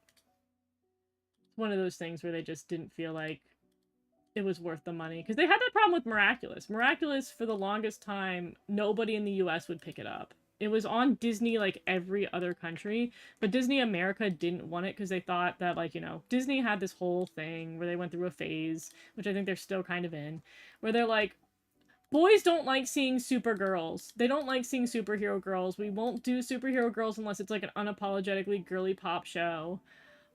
So we hate that. Like, girls don't make money. It's all about the boys. Boys, boys, boys. So they wouldn't get Miraculous. And so eventually they talked Nickelodeon into it. And Nickelodeon was like, sure, we'll take it. But, like, Nickelodeon didn't treat it very well.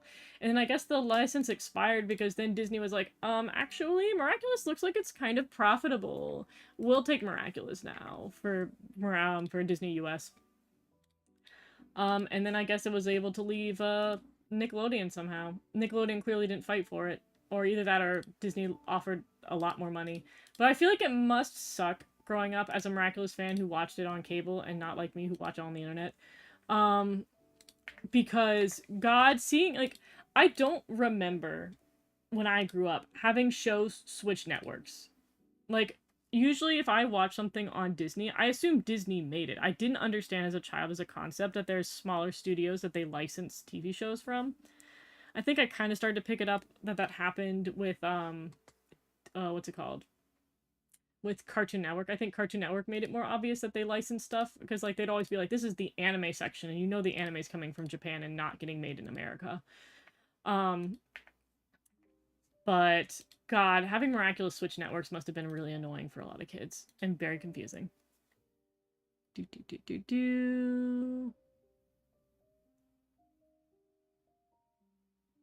Toei themselves preserved the dub last year, and now it's on Disney+. Yeah, because if we're talking about Precure, the dub I think is also on Hulu. Because I think Disney Plus and Hulu are owned together now. That's true, Kira Moore is a robot. That is true. I'm doing stuff at home, so I'll probably be hopping off. I'll be checking on y'all. See you later. See ya! I'm probably going to wrap up in a bit. I'm going to work a little bit harder on this, but I'm going to need to get ready to head out soon. So I can go to the pool. Birthday pool. Cartoon Network was lucky. Adventure Time and Regular Show were as big hits as they were, honestly. But they also get to the point where that network just started milking those and didn't really take too many chances on other stuff. And then Cartoon Network kind of doesn't exist anymore. Network stuff is very complicated. Very weird.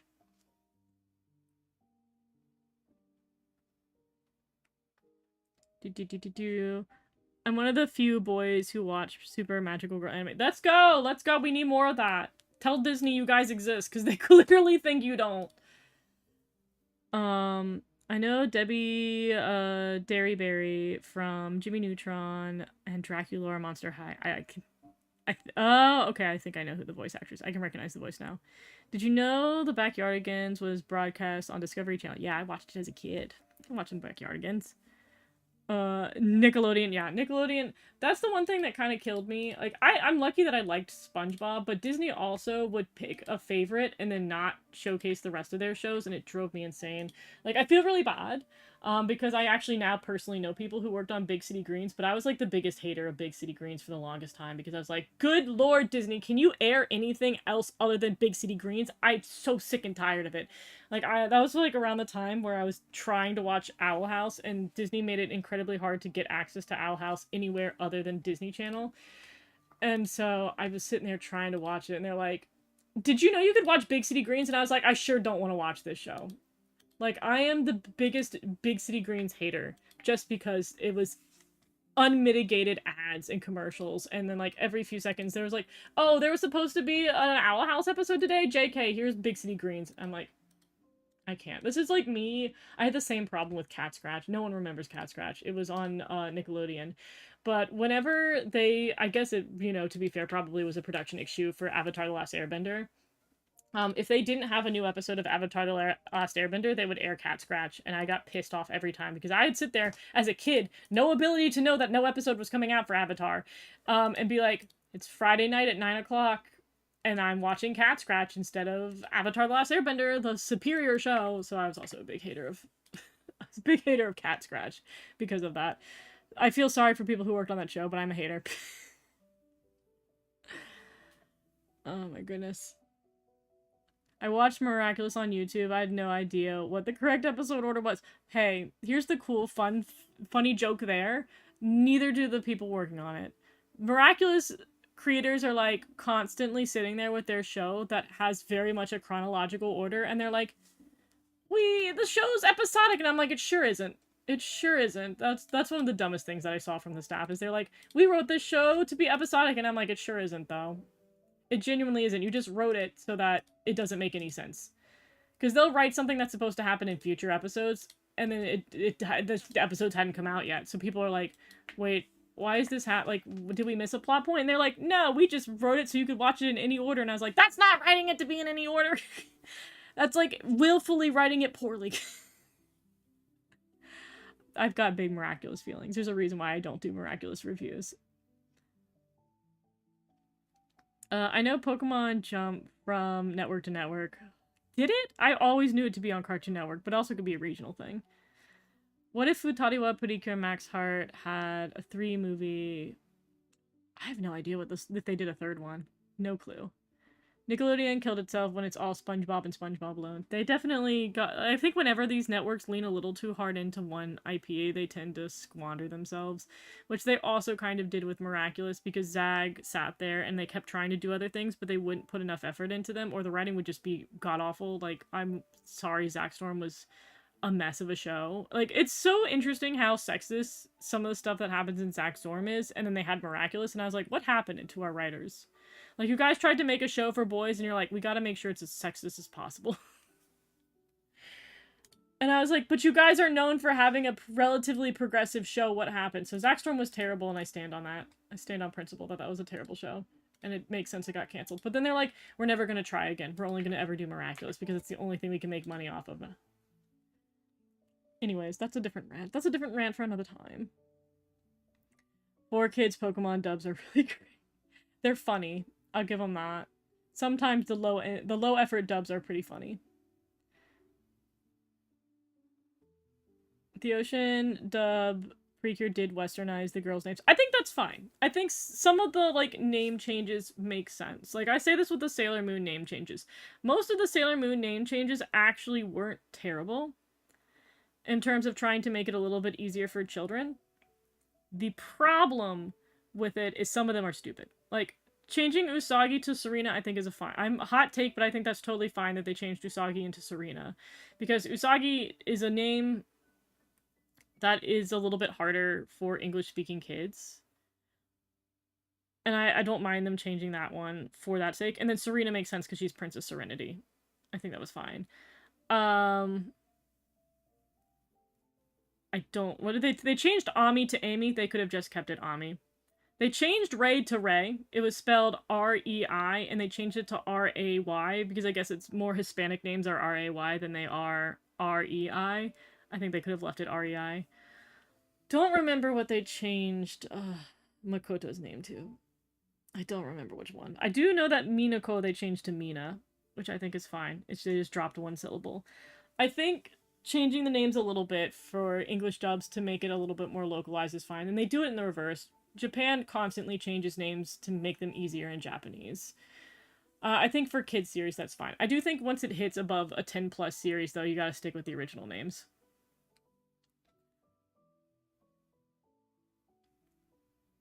I also think it depends on how important the location is in the series, because sometimes, like, again, stuff like Futariwa Precure is not insanely Japanese, but then sometimes, like, there'll be a character that's relatively Japanese and it would be fine to leave their name Japanese because their Japanese culture is really important to their characterization. It's complex. But I think sitting there and getting rid of, like, okonomiyaki, like, you can sit there and have an episode where the entire purpose of the episode was to teach children in Japan about Osaka, food from Osaka. You might as well just continue to teach people. If it's a whole travel episode, keep the travel in there. There's that. Let me make sure I catch up on chat before I wrap up for the day. Do. You want to do an indie tune reaction stream? I could potentially do something like that. I have to be careful about how I handle that. I probably would just go demonetize it because there's so many indie series I love and want to get more exposure to, but I want to make sure that I would link them properly because there's some really good indie animation series that are worth going over, but I want to make sure that people in chat aren't simply just watching it through me and do watch the original source. At least, like, sit there and mute the tab and play it in the background so that the original people are getting the money. The overexposure of Teen Titans Go and SpongeBob are the reason why cable's dead. I honestly kind of agree. I really hate a lot of what Teen Titans Go did, but I also think Teen Titans Go is a very depressing reality of, like, what kids want to see in TV, because everybody who's younger than me that grew up with Teen Titans Go was like, this is the best stuff ever. And I'm like, did I just have too much taste as a child? Like, I hated stuff like Teen Titans Go when I was a kid. I hated shows like, I guess in that same category, I wasn't a big fan of things like Ed, Edd and Eddy and whatnot. I really liked stuff that had more of a story. I was not a big fan of a lot of the brain dead, episodic shows. But at the same time, I get that that's Cartoon Network's lifeblood. But God, I loved the original Teen Titans. But at the same time, I've had people who are older than me grew up with Teen Titans the comics, and they absolutely hate the Teen Titans animated series because they thought that the pre Teen Titans Go series bastardized the original comics, which, you know, I think it's full circle at that point. So fair enough. I like Big City Greens, but Disney Channel gave some screen time to other stuff, to be fair. People nowadays use streaming services and cable and rep. Yeah. I mean, I think that's one of the reasons why they pushed it, is because the stuff that does well on networks is stuff where you don't need to watch it in order. That's why there's so many older shows that were episodic in nature, is because kids, they would air them randomly, which, to be fair, they didn't air them randomly. They very much chose what they did. But they would air them in a conjumbled order, and they didn't want kids to not watch it because they couldn't understand what was happening. And then streaming services allowed stories to be more in order, more chronological. I remember when I first tried to watch Miraculous, it was uber jumbled on Netflix. Yeah. And they just chose it. Also, if I have not said hi to you, Bright Clone, welcome in. Yeah. Girl, I don't know what they're doing. I don't think Miraculous understands what it is as a show. They're really trying to dip their toes in both being episodic and a series with a plot line, and they need to realize that they're a series with a plot line and they cannot be doing the episodic stuff. Precure made it simple by making it 50. Precure doubled down on the fact they said, our show is going to have a story and it's going to take place over the course of a year. Like, there's some episodicness to Precure, but for the most part, they've moved towards just being like, yeah, it moves the needle a little bit every episode. I think for Pokemon, it went syndication, Kids WB, Cartoon Network, Disney, now Netflix. See, this is the interesting thing, is that I assume syndication predated me. Kids WB for me, where I grew up, was Netflix, was Cartoon Network. Those two were kind of the same thing. Kids WB aired on the same channel that Cartoon Network did. I didn't know it moved to Disney XD. That's surprising, but Disney would sit there and outbid it, which that's so stupid of Cartoon Network to lose Pokemon. And then it moved to Netflix. Makes sense. I knew it eventually would go to a streaming service, but I'm surprised it's on Netflix and not Disney Plus if it went on Disney XD. It's very interesting. Because if I remember correctly, Netflix starting over. Nickelodeon shows went to Netflix at one point. Cartoon Network shows went to HBO, and then Disney shows went to Disney Plus. So it's always interesting whatever politics are happening when they're licensing these behind closed doors. I remember Teen Titans Go was shown on TV at a pizza restaurant back in 2012. Oh god, is it that old?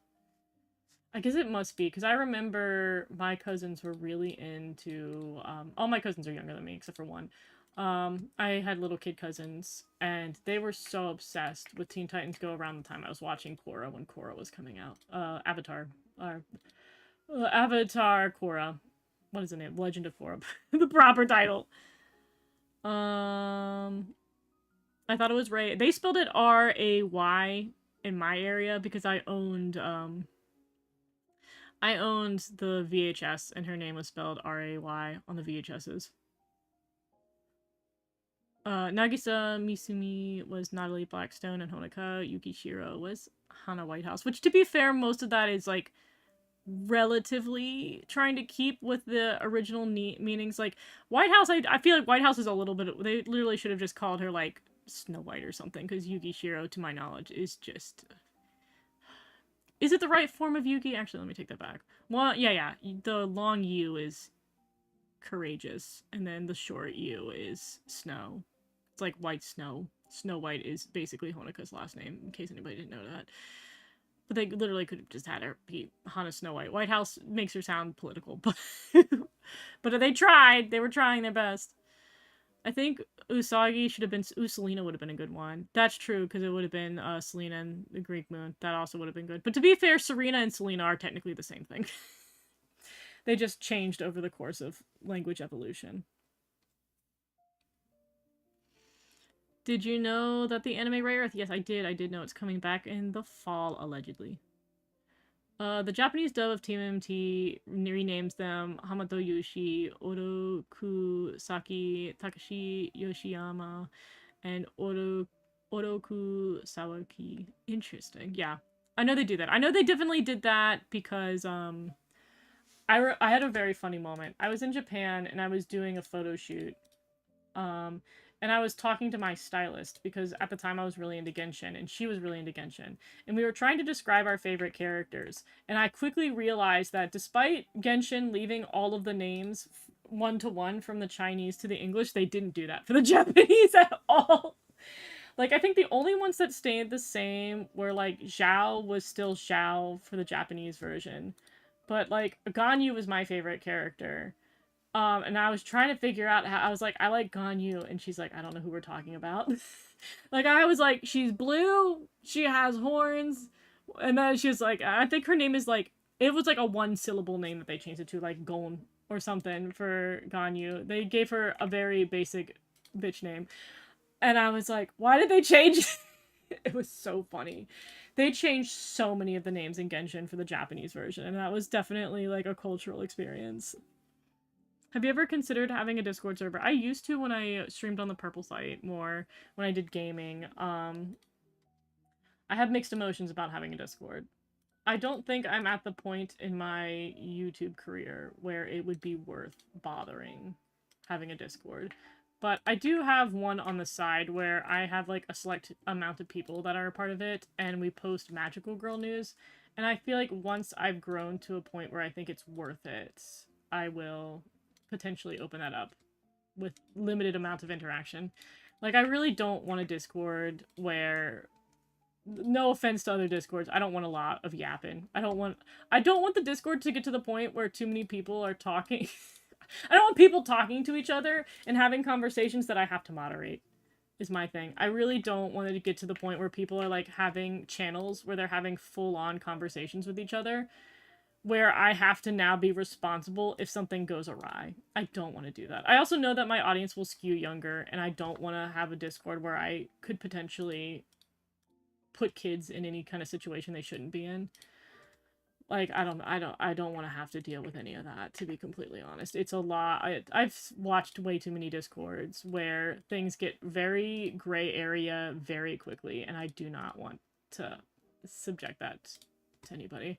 I mean, God, I was moderating one Discord, which was a smaller content creator, and I also hated fighting the mods, which, to be fair, if I had my own Discord, I'd have my own rules, but God, I hated fighting other mods, there, because, like, somebody was posting really, like, borderline triggering images in there, and I banned them because they were putting triggering images, and somebody was like, you can't ban them over that, and I was like, they're literally putting in graphic images that are not appropriate for anyone. I banned them. And the mods were like, you can't ban these people, like, you have to give them multiple chances, and I was like, I sure don't.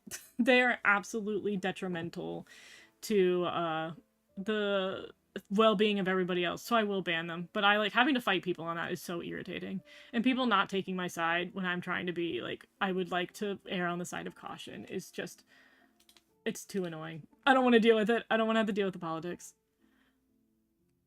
I used to like Teen Titans Go, and I still think the first few seasons were good. Seasons 4 onward suck. I think that's fine. I definitely think that episodic kind of silly Billy humor is for people. It is not for me. But again, I'm not going to hate on people who like it. In the same way, again, that there are people who I like the comics and I hate the borderline anime version of it. I think it just very much is a generational difference and then personal preference difference.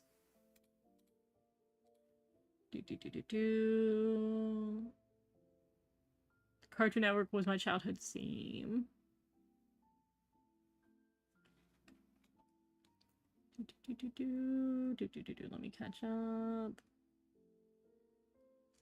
I was lucky with the kids that had Boomerang. Oh my god, Boomerang takes me so far back.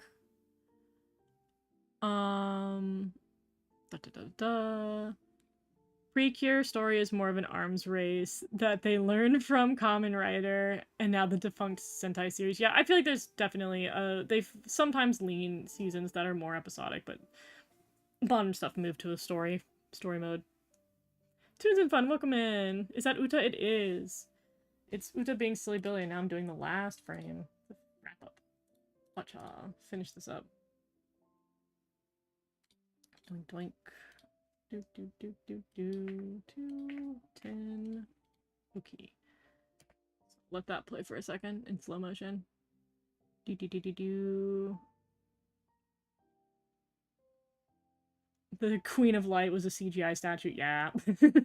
Yeah, Yuki Snow. Yuki is courage. I was never into Marvel DC because they never interested. Also valid. It's not for everyone. I think I've been less into superhero stuff growing up. I feel like there was team like Star Trek, Star Wars, superheroes, either DC or Marvel, and I fell into the Star Wars category. Though, I say that. I was about to say I haven't been indulged in the Star Wars stuff as of recent, but that's a lie. I'm literally going to go see the Grogu movie tonight, which is improperly named. It should be called the Baby Yoda movie, but I'm actually kind of hyped to see it. I've heard it's pretty average, but I don't care. I like Baby Yoda. Baby Yoda sparked joy. I was watching Soul Leveling, and one of the subs I got, the names were in Japanese too. Oh yeah, they love to change Korean names. I don't remember which series I was watching, because I've been reading a lot of the villainous manhwa, and then they get anime, and then they change all the names, and I was like, don't do that.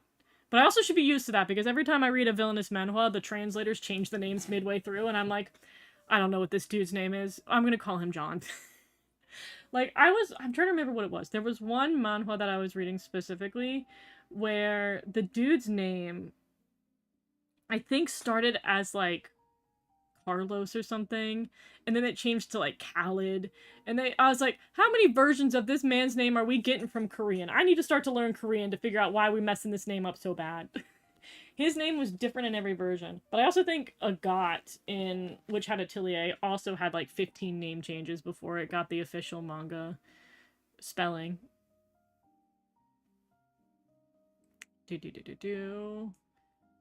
Does Arya from ZZZ seem like the girl who could pass herself off as a robot? I do not know enough about ZZZ. I am sorry. I fell off at Genshin. I did not hop on the either Honkai boat, and definitely not the ZZZ boat. I sat there with my little fantasy world, and then I got burnt out and moved on. Now I'm Infinity Nikki. I'll talk to you about Infinity Nikki. I know characters from that one. I have played Genshin. I haven't played Genshin in a while, but I played the game a lot. Yeah, same. I gotta go. See you, Marcos. Have a good Sunday. Detective Glitter Force and Case Code. Oh my god. Discord has the age verification, so screw that place. Yeah. Welcome in, yeah. Sorry we are wrapping up soon, but I am glad to see you on this fine Sunday. Hope you are doing well. I have not watched a Star Wars movie since 2005, and probably the only one I watched. Fair enough. Why do you not like Grogu's name? I got very attached to Baby Yoda. I was part of the people who were memeing with Baby Yoda, and they came out and they were like Grogu, and I was like, ew. I was like, Grogu? We had all this build up with cute little Baby Yoda, and you hit me with Grogu. Baby Yoda is a funnier name. The only Star Wars things I watched were 2008 Clone... Dude, I loved Clone Wars! Oh my god, it would be so crazy if I just was like, we're not gonna talk about the rest of Star Wars, but what if I just went over Clone Wars? And then I could watch it, what's the Rebel one that came after it? I didn't watch that. I watched Clone Wars and I was like, I love Ahsoka with my heart and soul. She's my favorite character that's ever been conceived. She's so great. I didn't know writing could be this fun. Like, I didn't have a lot of good female characters growing up written and were enough of main characters. Ahsoka was so good. I loved Ahsoka so much. And she's like one of the few female characters where I feel like when the show was airing, people didn't hate on her. Like, I feel like every other show that had female characters, people hated them. Like, God, it was so hard being an Avatar fan growing up because everybody hated Katara and then everybody hated Korra. And I was like, can you guys just not hate them? Can you guys just not be so insufferable? Ahsoka, I think, is the one time I witnessed a series and for whatever magical reason, people just didn't hate Ahsoka. I don't think, like, again, I'm not saying that the Katara or Korra writing was bad. I think they're perfectly fine and society sucks, but society at least was quiet when Ahsoka existed. I loved her. Do do do do do. Da, da, da, da. I forget if I asked, but which villainous anime is your favorite? That's a very hard choice. My favorite that I've read was Dr. Elise, but I didn't love the adaptation of that. I think it was kind of cheap. I think probably just Hamafuda is easier to say because I haven't watched as many villainous anime as I've read manga and manhwa. I've read a lot of villainous manhwa and manga. My favorite of all time, well, I guess it's not a villainous one. It's less of a villainous one, but it kind of sits in those categories, is A False Confession is probably my all-time favorite one that I've ever read. That one's so good. Oh, it's so good, and I hate that it's on hiatus. I'm like, come back. That one was so good. It's in the worst arc, too. It's like, they put it on hiatus in the middle of an arc where she doesn't hang out with the main cast for a really long time. And I'm like, no, I want to get past this arc so she can go back to hang out with everybody. Anyways, that's a rant no one will understand.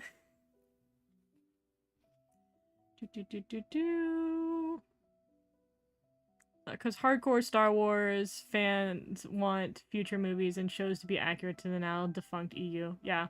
Dude, I was one of those EU people. I really read so many comics when I was little that were just the extended universe, and I was like, I guess none of this is real. Ahsoka is now Rosario Dawson, which I've heard polarizing things about our actress, but I don't know enough. And Grand Admiral Thrawn is Elon Musk and Blueface. Stop. When I was a kid, I was obsessed with Cartoon Network in the late 2000s, early 2010s. Let me tell you, if you had an Ocean Precure dub, dude, if Precure was on Cartoon Network, I think I would have been elated. But with all that, we are wrapping for today. I do have something I can show you guys to end up on. So this is the last day for me personally of doing Springu things. Springtime Nobles Tea will be going away. She'll be swapped out for summer. It is a 50-50 chance if I stream next Sunday. We will see. It'll be such a chaotic Sunday that I don't know if I will have it in me to stream next week, but hopefully will. But the one thing I can show is that I do, or not really show, you're gonna have to listen to it. If I can get it added in. How do I do this? I think I do media source. I do. Okay, this is going to be intro. I recently, this is not the final version of it, but I'm going to give you guys a little preview. I have my music guy I work with, Koyumi-san, and he gave me this past week my up-and-coming music for stuff that I'm working on for future projects that are going to hopefully show up either in June or July. And wonder if I can turn down the volume before I put this in here, because it's going to be loud. I also have to make sure I can hear it too, because it's only going to be heard by you guys. Alright, if this is loud, I'm sorry. I have to figure out how to turn it down.